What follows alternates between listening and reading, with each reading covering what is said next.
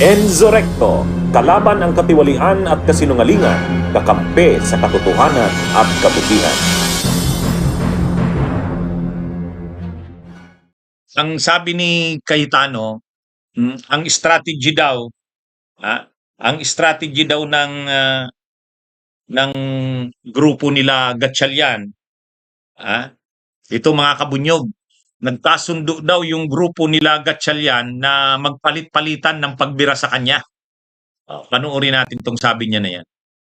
Aming previous Senate presidents, tens or hundreds of millions kinuha nisaw kay VP Sara. So ang nangyayari ngayon, they claim to be the opposition, but the opposition oppose.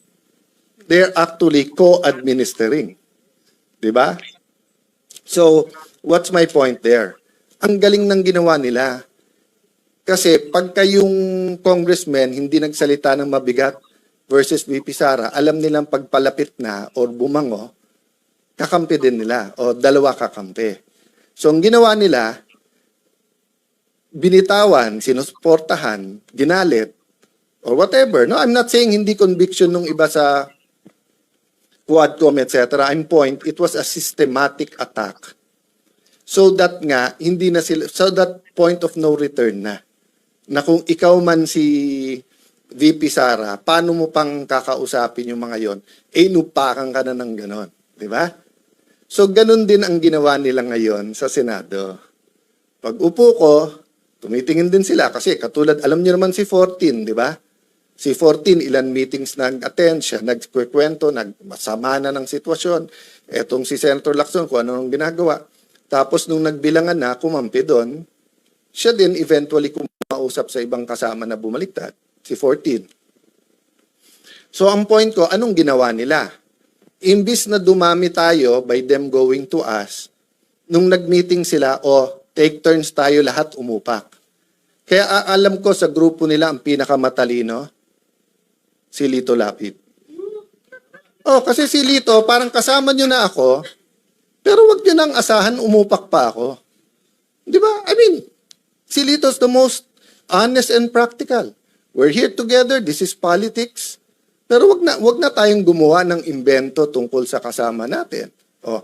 Pero sila, nag-take turn sila. Liberal, kayo naman. Rafi Tulfo, ikaw naman. But makikita mo yung diferensya nila. Sabi ni Rafi Tulfo, hindi. Yan, mga kabunyog. Ang akusasyon ni Cayetano, pinagkaisahan siya, kumbaga nag-take turns daw, nagpalit-palit yung mga liberal. Ang tinutukoy niyang liberal, sila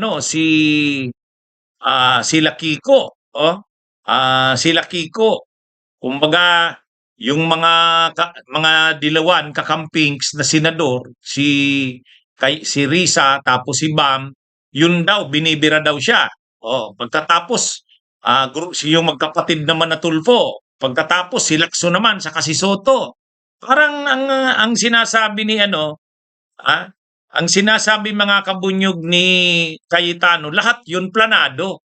Parang pinagpalit-palitan ang mag-aatake sa kanya. Grabe naman. Yung gano'n namang, ang ganyan naman na iniisip ni Cayetano, masyadong, parang ang tingin niya dun sa mga, sa grupo nila Gatchalian, isang sindikato na pinagkaisahan siya. Di ba mga kabunyog, mga kababayan? Masyadong ang iniisip ni Cayetano, parang pinagkaisahan siya nung group, parang sabwatan. Sabwatan ng dilawan, ng kakampings ng mga senador, sabwatan ng grupo nila Tulfo, sabwatan ng grupo nila Cayetano at Lacson, sabwatan nila Gatchalian at Zubiri. Parang naglahat yun, nagkaisa na magpapalit-palit ng atake sa kanya.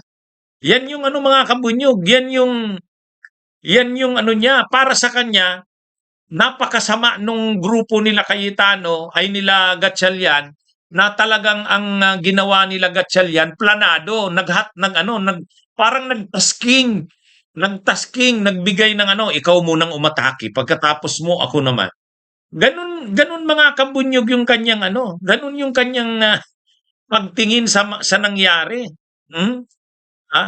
ang ano niya, ang sama ng tingin niya sa lahat ng tao. Yung mga nagko-comment sa kanya, sa tingin niya, ano yan, planado yan. Parang sindikato na nagkaisang pagtulong-tulungan siya. Wala, hindi naman ganun. Sa totoo lang, nag-obserba tayo, sinubaybayan natin ang mga nangyayari sa Senado. Hindi naman ganun. Ngayon, ang sinaluduhan niya lang si Lito Lapid. Kasi si Lito Lapid daw, hindi nagsasalita laban sa kanya. Ay di ano palang gagawin niya? Ayaw niya palang komentaryuhan siya. Kapag kinomentaryuhan siya si Cayetano, titingnan niya yan na ang planado yan. O, ang unang bibira sa kanya si Larissa at Kiko. Ang sunod na bibira sa kanya yung magkapatid na Tulpo. Parang salitan, yun. Ang sinasabi ni Cayetano, nag-take turns, nagsalitan sa pag-atake sa kanya. Hindi naman ganun yun. Hindi ganun yun. Tayo nakita natin ang mga nangyari sa Senado. Ang nangyari sa Senado, kagagawan niya. Hindi naman yun bahagi ng plano ng isang plano. 'Di ba? Mga kabunyog, mga kabayan, hindi planado yun. Nagre-react lang sila Lacson, sila Gatchalian sa pinagagawa niya. Grabe ang isip nito, mga kabunyog, ni Cayetano. Parang siya lang ang tama, siya lang yung makadiyos. Tapos yung mga gumagawa, nagko-comment sa kanya, ano yan? Bahagi yan ng isang masamang plano. Ganun yung kanyang pagtingin, mga kabunyog, mga kababayan. Hindi niya kinitingnan yung mga developments bilang halimbawa, kung may mag-comment man sa kanya, hindi niya yan tinitingnan bilang constructive. Hindi, mga kabunyog. Hindi constructive ang tingin niya doon. Ang tingin niya sa lahat ng yun, maitim na plano yan. Maitim na plano yan. Ganun yung kanyang pagtingin. Grabe. Grabe itong taong ito. Itong si Cayetano. Bunyog, halikan na kasama ka. Bunyog, kapag buklod ay may pag-asa. Luzon, Visayas, Mindanao, isa ang pananaw. Sa bagong Pilipinas ang bunyog isisigaw. Bunyog.